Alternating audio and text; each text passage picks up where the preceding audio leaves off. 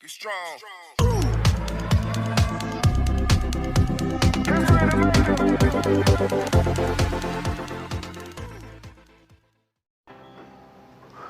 Assalamualaikum warahmatullahi wabarakatuh. Kembali lagi bersama saya Kang Kumis. Kali ini Kang Kumis kembali menemani Anda tentunya di channel Kang Kumis, channel yang selalu membahas seputar permasalahan rumah tangga, percintaan hingga perselingkuhan.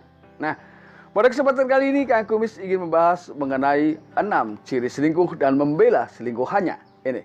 Namun sebelum lanjut ke topik, gak ada salahnya silahkan Anda subscribe terlebih dahulu agar Anda tidak ketinggalan topik dan tayangan terbaru dan info-info lainnya di channel Kang Kumis.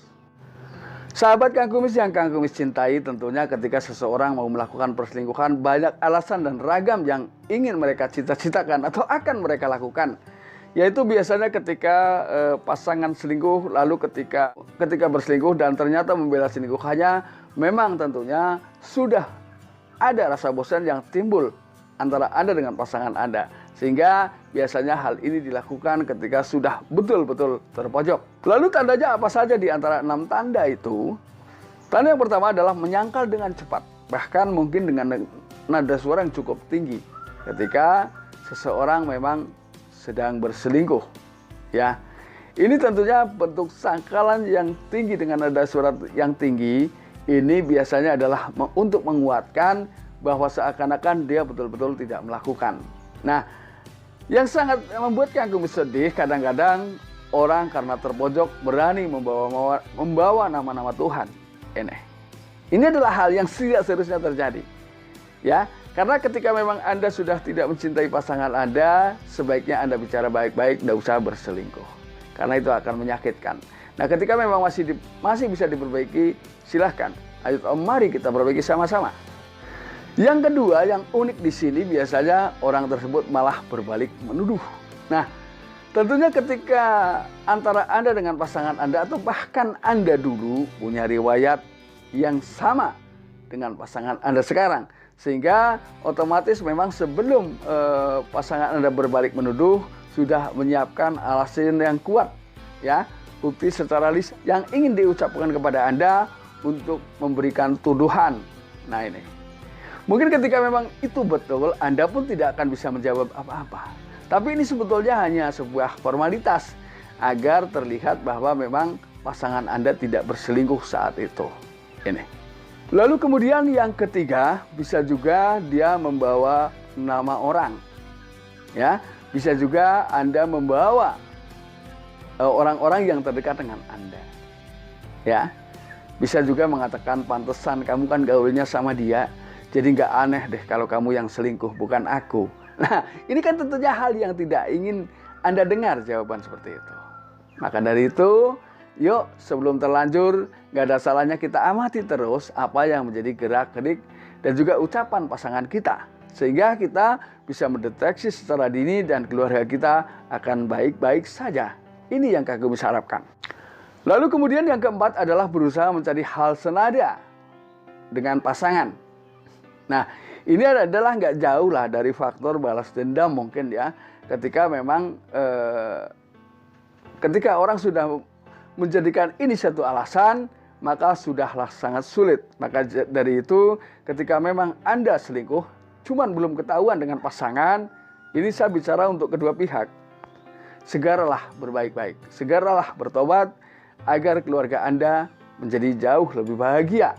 Karena ketika kedua belah pihak sama-sama dihinggapi rasa bersalah, kemudian memohon ampun dan bertobat, insya Allah menjamin kebahagiaan hidup Anda dari sisi asmara dan keharmonisan ini. Kemudian tanda yang kelima, biasanya mereka setelah melakukan beberapa hal di atas tidak segan-segan untuk melakukan perselingkuhan kembali, ya. Karena semakin dia berani berselingkuh, maka semakin kuat dan semakin banyak jawaban yang akan Anda dengar dari pasangan Anda ketika Anda ngotot bahwa pasangan Anda berselingkuh. Nah, di sini tentunya memang Anda berusaha mencari bukti sebanyak mungkin untuk memenangkan posisi Anda dan membenarkan keberadaan pasangan Anda saat itu. Nah, namun istri Anda atau biasanya pasangan ketika sudah Anda melakukan persiapan dan memang mungkin sudah ada rasa bosan terhadap Anda, ini ada di tanda terakhir. Yaitu yang keenam, ketika Anda terus ngotot dan berusaha mencari bukti yang memang kurang indah terjadi di tengah kehidupan rumah tangga ini, biasanya justru pasangan Anda membela selingkuhannya ini. Jadi tidak membela Anda setelah Anda berusaha mencari bukti-bukti yang kuat. Justru semakin Anda punya banyak bukti, Anda semakin disalahkan. Dan mereka ternyata berakhir dengan kata-kata pilih aku atau dia.